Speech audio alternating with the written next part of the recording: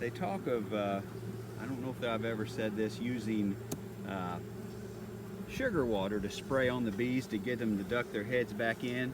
I kind of hate the idea of spraying sugar water on top of my bars here. That might draw roaches.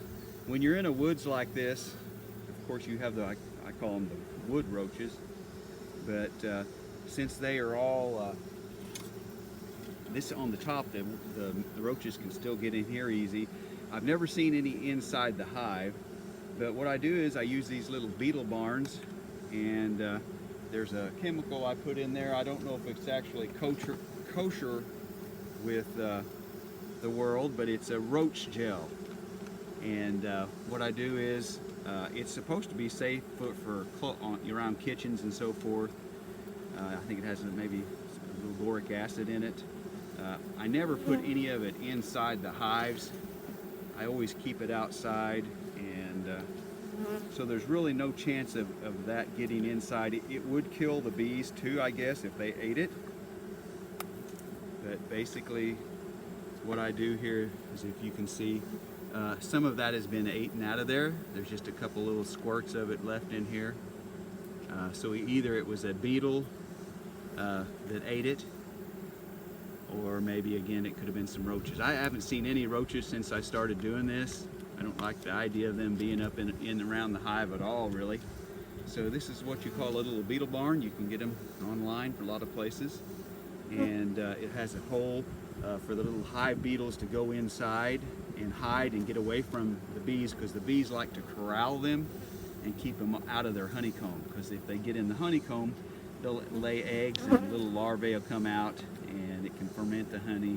And really, if the hive is weak, the hive beetles can take over the whole hive, really.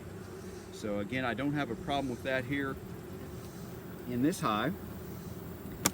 No roaches. Very few hive beetles that try to slip in. They have to crawl in the front hole because everything else is sealed off. The bees have it all propolized shut. These top bars, once I put them back in there, they may seal them. Any kind of a hairline crack or so, the bees seal it all up to keep the environment inside there clean, sterile, I guess, in a way too. So they like to keep a nice, tidy home. If you notice down at the bottom there, I've got some vents, and the hive beetles can come in there, but that's where I put the beetle barns, is underneath. Here we go again. And if you can see maybe here, the bees like to corral the hive beetles. They stay all under here, and the bees like to corral them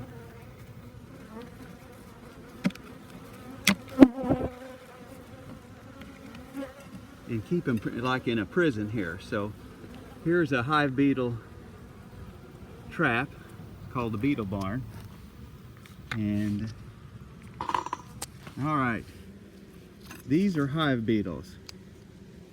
Can you see one of them running here? There he is. That is a hive beetle.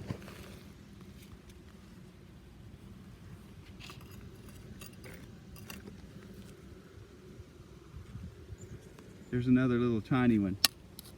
And you don't like hive beetles. They're not good for anything. And like I say, if you can see here in this trap here, I've got a little bit of that gel, and the hive beetles were inside of it. There were 2 or 3 in the trap, and there might be been a couple on the board here, but like I say, what happens is the bees, they will hurt them, and they will stay around here, and the hive beetles will go inside. And then when they go inside, the bees will keep them in there, and they'll eat that gel, that bait, and then they'll die.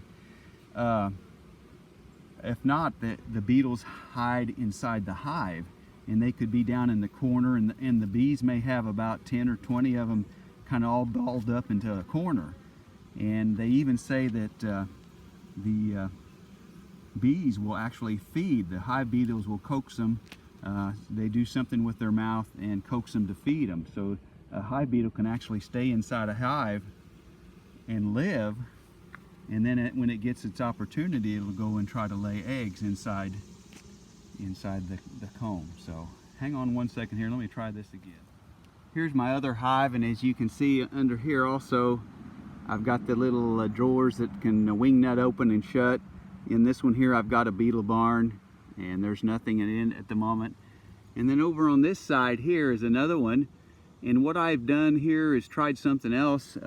If you get the old mice traps, sticky boards for spiders, I guess spiders, mice, and what have you, what I do is I slide it in there and I close the door. These nails kind of keep it from touching, and I close it up to where hive beetles can crawl in, but the bees can't.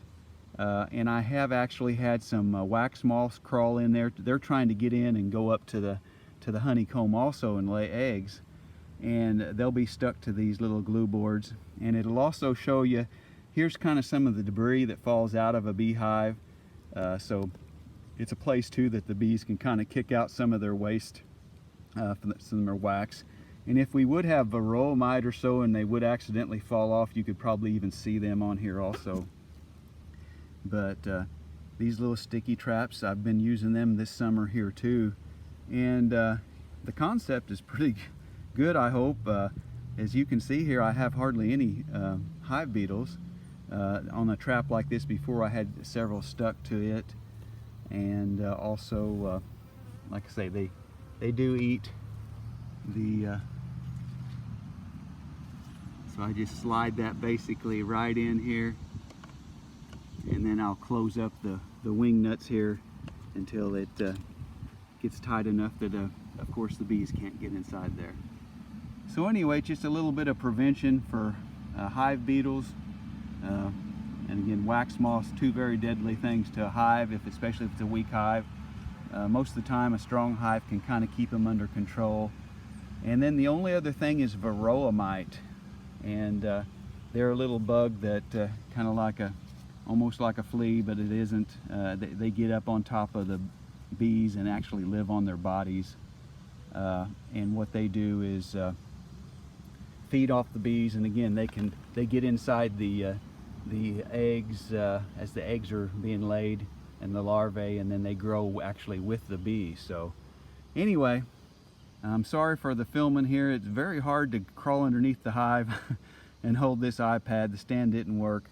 But just a couple little things I do to keep, try to keep some of the pests down with bees. So thanks again for watching. Have a beautiful day.